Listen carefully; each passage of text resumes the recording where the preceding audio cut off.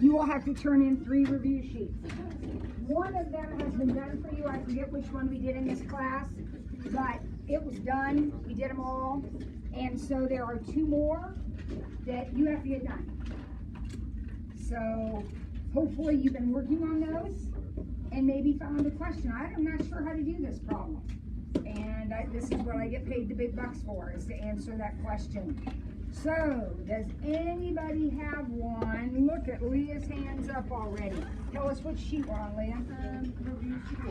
All right, we're on the big review sheet, the first sheet in the packet. Which problem? Number 20. Number 20. Now, problem number 20. I do want to remind you that all of these, not only have I given you the answers, but I do have all of these recorded on video. So if you're working on them tonight and you get stuck on a problem and the answer sheet doesn't make sense, you can go back to last week's videos and find the one that says review sheet. And it actually took us 3 days to get through this, so it'll be review sheet, certain problems, and certain problems, and certain problems. May I see those problems? Okay. But now we are going to do problem number 20, which says find the period of this.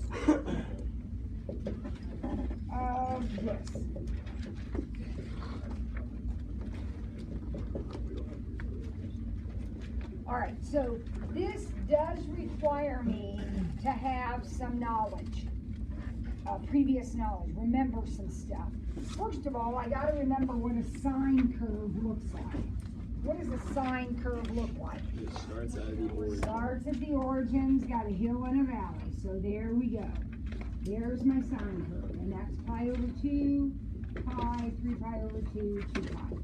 That's just my straight sine curve, amplitude of 1. Right? Yeah. Okay. Now, I got to remember back a long time ago, we learned how to deal with absolute value. What happens when you take the absolute value? This comes back from those days when we had those random weird shapes. Remember that I would draw? Yeah. And I would say, okay, now, take the absolute value of it. What happens when you take the absolute value, Blakely? Is it that like the triangle side that goes down towards the... Exactly. It's anything that's under the x-axis, these are negative things, the negative things become positive. So this guy, this one's going to stay the same. He's positive already. But this one is going to bubble up. So now it looks like that, because I took the absolute value of it. That's what happens when you take the absolute value. The negative parts come up. Now, what does that do? Makes it go up 1. So everything is going to go up 1. Oops, didn't do that. So it's going to look like that. Would you agree with me? So the red curve is the equation. Now my question is, what's the period of it? How much do I have to draw before it just starts repeating itself again? No. 1 pi. This is a period. Because what happens after you go 1 pi? It just does it again. And then it would do it again and again and again and again, right? So the period normally of a sine curve is 2 pi. But this one, the period is pi. Because we took the absolute value out, which meant no valley, just hills. Okay, Leah? Yep. Great question. That's one of those questions that you really kind of have to pull some things together that you know. Blakely?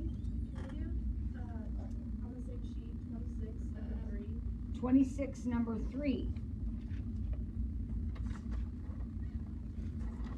All right, we got a ship sailing from port.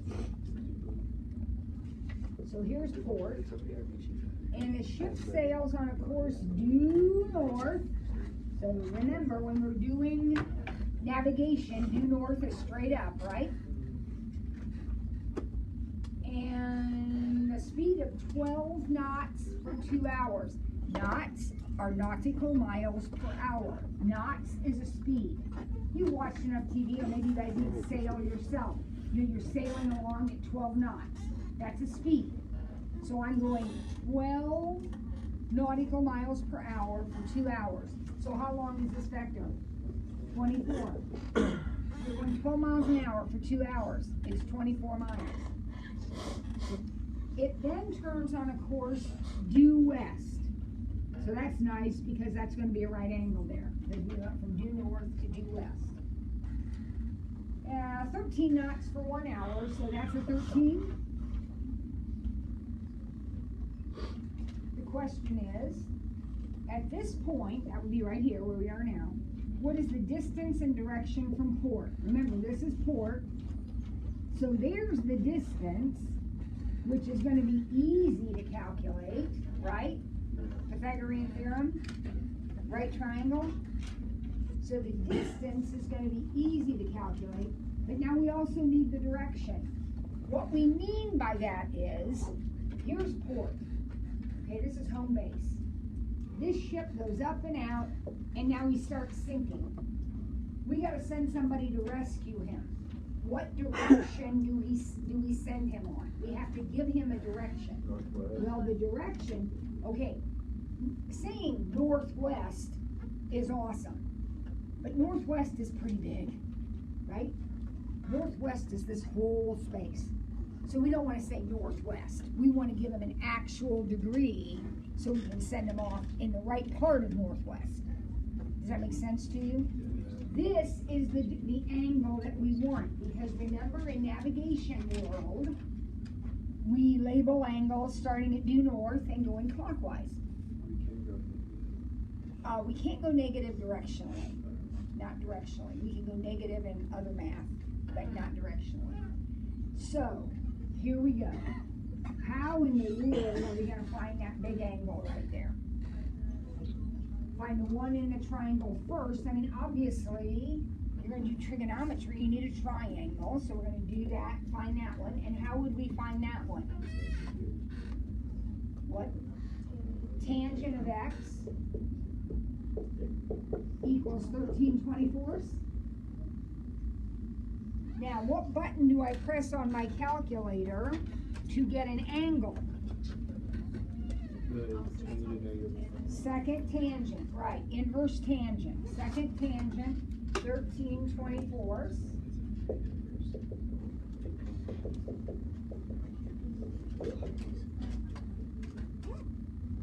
I'm in radians. We normally answer that in degrees. So I'll give it a degree measure. Here it is, 28.44. You okay with that? Now, don't send the rescue plane on a course of 28.44. Because if you tell that pilot to go on a course of 28.44, he's going right out here, right? Yeah. That's not where you want him to go. You want him to go all the way around to this angle, so what are you going to tell him? 360 minus that. So you're going to tell him 331.56. That's the course you want him on to go rescue these people. All right? Good questions. Who else has one? I don't know what problem is, but if you do one where it's like... Find a problem channel. It's okay. Look at your sheet. You can find one. Tomas, did you have your hand up? Blakely? 26 number 5. So we're on the same page we've been on, but now we're doing the very last question on the sheet that says, find the area of the shaded region. And the shaded region is all this out here. Now, could you find the area of the whole circle? Of course you could. You could do that when you were like freshmen or 8th graders or something. The area of the whole circle is pi r squared, which would be 36 pi for this problem, right?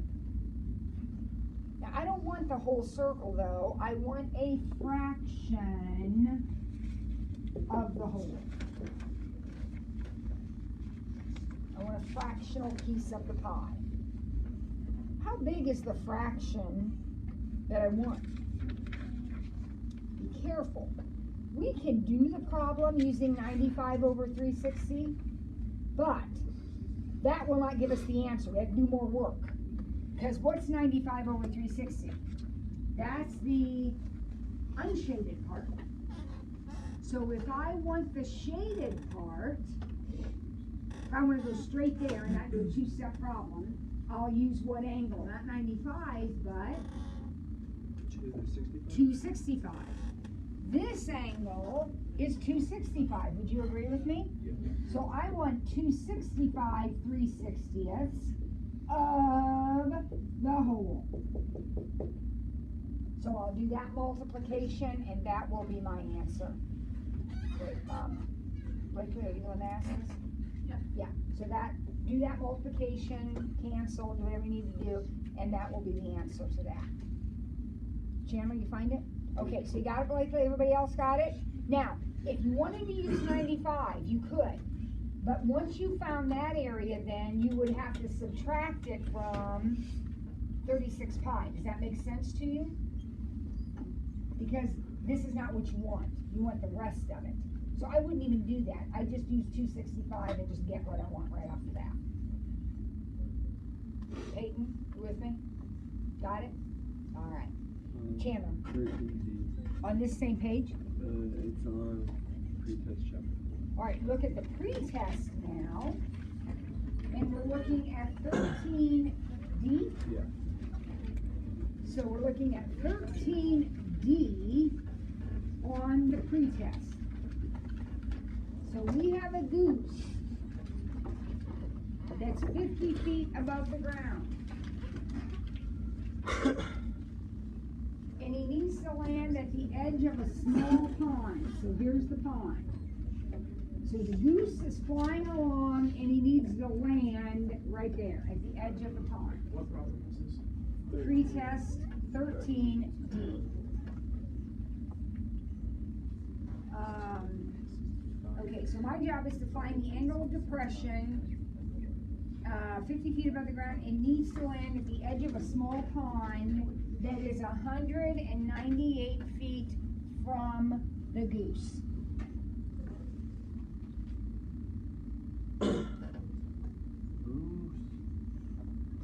Peyton, I'm going to have a Hulk moment.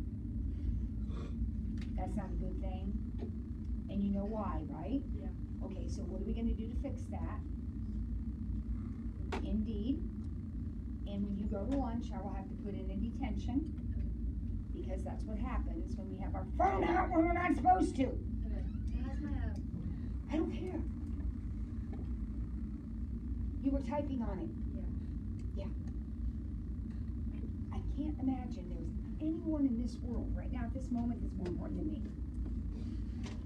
Trump.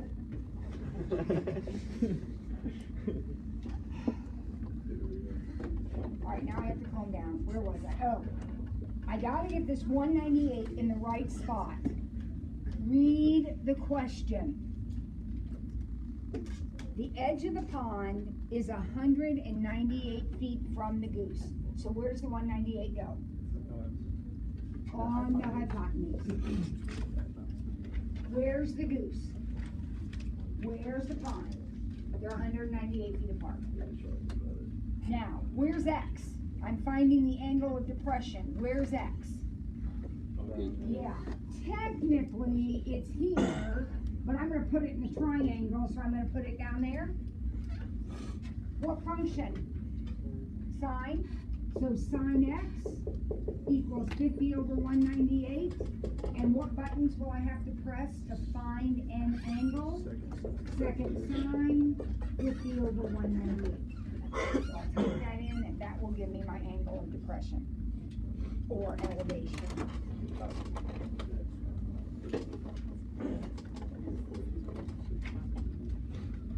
All right, who else? Any of these worksheets that you have begun work on, Did you have a question about Blakely? Go ahead. I'm proud of you. Thank you. Go ahead. 26, number 2. So that's back on the review sheet? Yes. Okay, so we're back on the review sheet, and we're doing problem 26, number 2.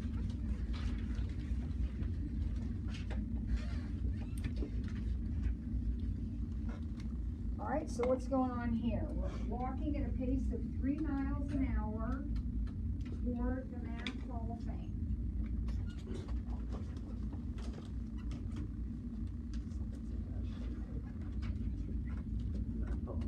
So here's the Math Hall of Fame. Here I am walking toward the building, or Aubrey is walking toward the building. At one point, her angle of elevation to the top of the building is 11. She's gonna walk for 15 more minutes. So this is 15 minutes of walking. And now her angle of elevation is 13 and a half. How tall is the building?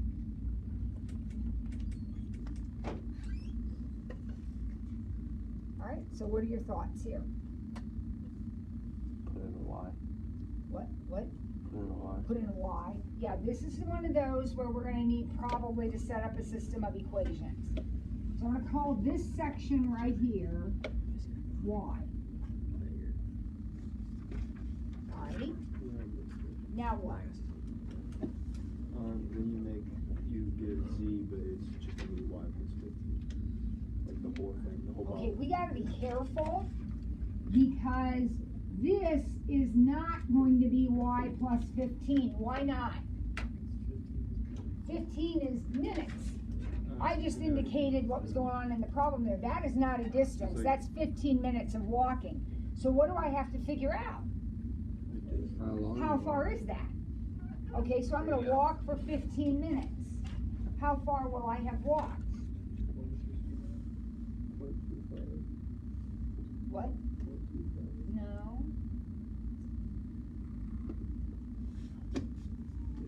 How fast is she walking? It tells you in the problem. How fast is she walking? It tells you in the problem. She's walking 3 miles an hour So it's for a quarter of an hour. So how far is she gone? 3/4. 0.75. 3/4 or 0.75. I like that decimal. It'll be easier to put in my calculator. How did he do that? Distance equals rate times time. What's the rate? 3. What's the time? 1/4. What's the distance? 3 times a fourth.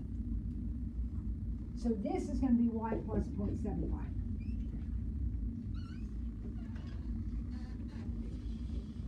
All right. So good. So far, all set up. Good. So where do I go from here? I'm going to set up 2 equations, and I'm going to use tangent. The hypotenuses aren't involved, so I'm going to use tangent. Tangent 13 and a half is what? X over Y.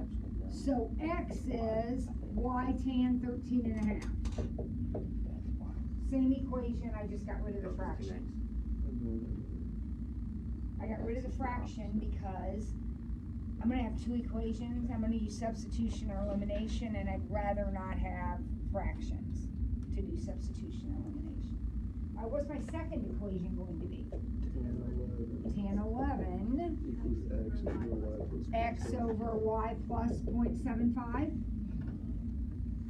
So if I bring this over here and distribute, X will equal Y tan 11 plus 0.75 tan 11.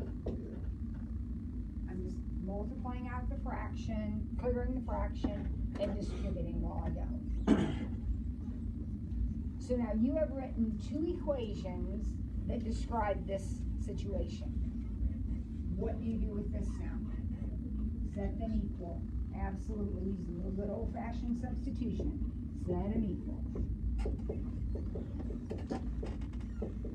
Your job is to solve for Y.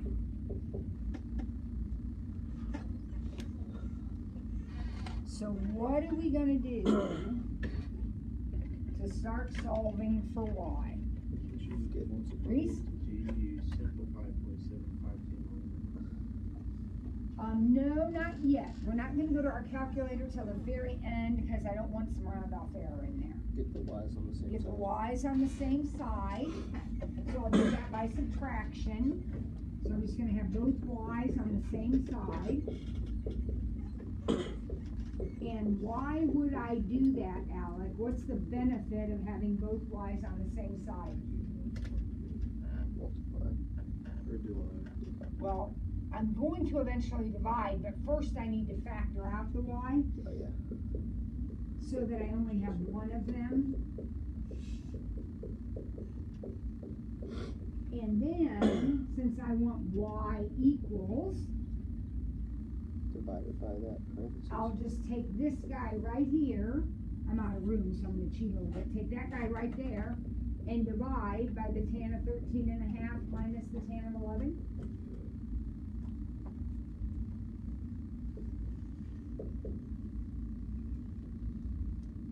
Does that make sense to everybody?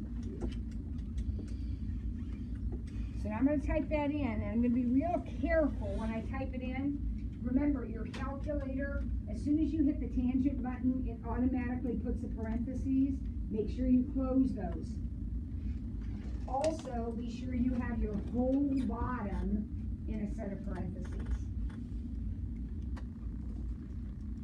Nothing is more frustrating than doing this problem, getting it all set up nicely, and then getting the wrong answer because you don't know how to type it in on your calculator. I got 3.19. Yep. Okay, stop. What is that? That's y. That's right here. Was that what we were looking for? Yeah. No, we were looking for x. But don't panic.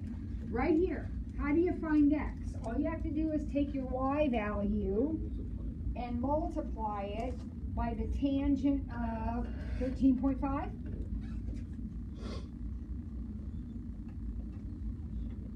Make sure I'm in the right mode. I am. So I got basically 0.77.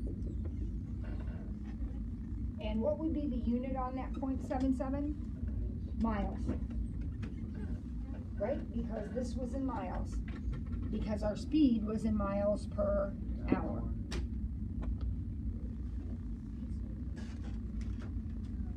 Is that all right with everybody? All right. Then do a couple more. What else do we have? Blakely, you just keep right on asking them.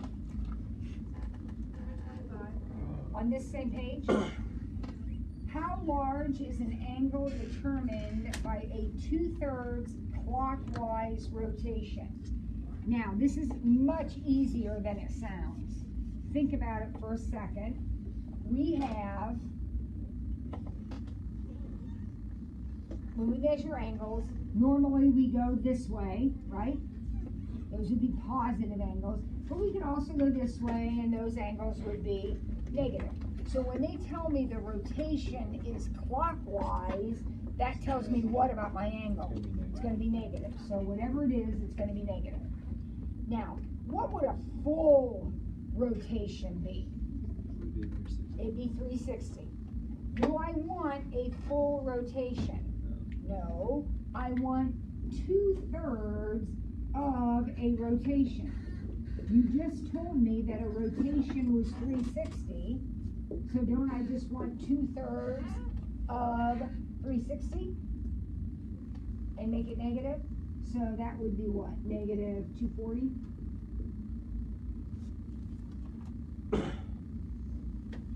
That's easy.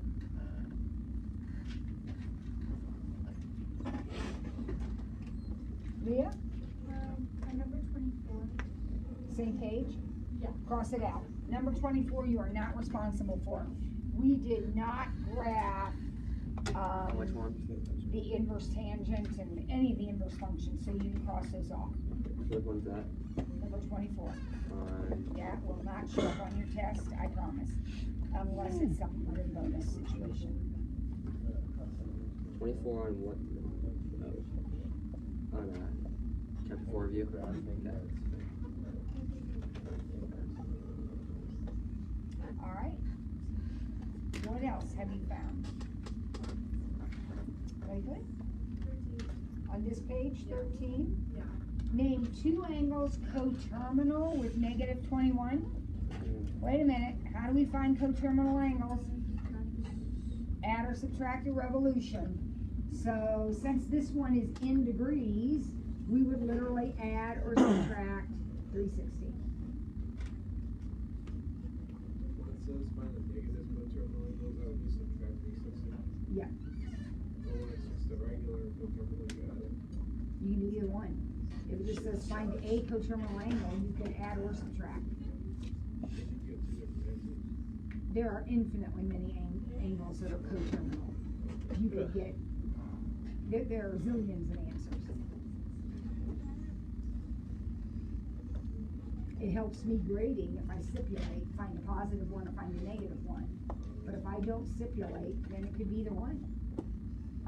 And not only that, but you could add 1 360 or 2 360s or 3 360s, or I mean, you could just keep adding 360s and getting more and more and more and more and more. So what, like, you give us like a radians measure, you just want us to change the degrees? No, add 2 pi. Add a revolution. Add 2 pi. Right?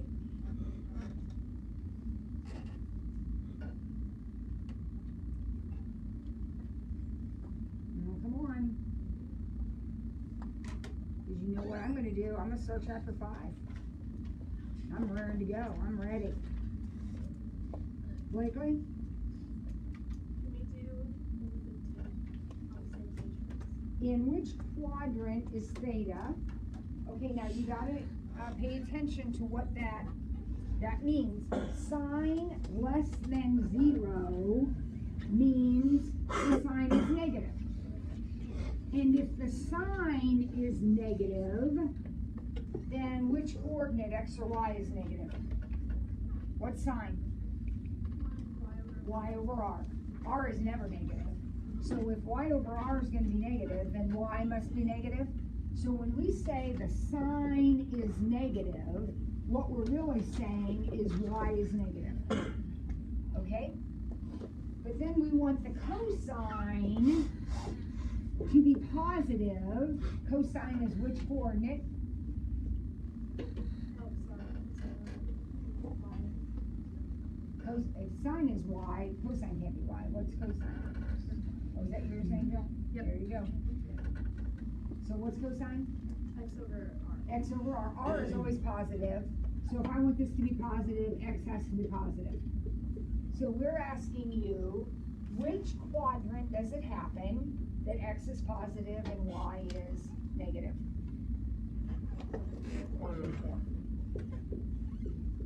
We've got to think about sine being linked to y and cosine being attached to x.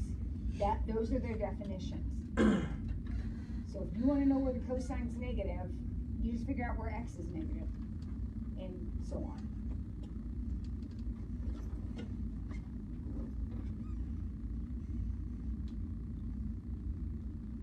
All right. Well, tell you what, go lunch when we come back, we'll do a little work in chapter.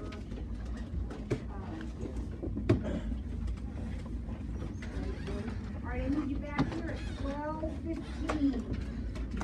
12:15 in your seat.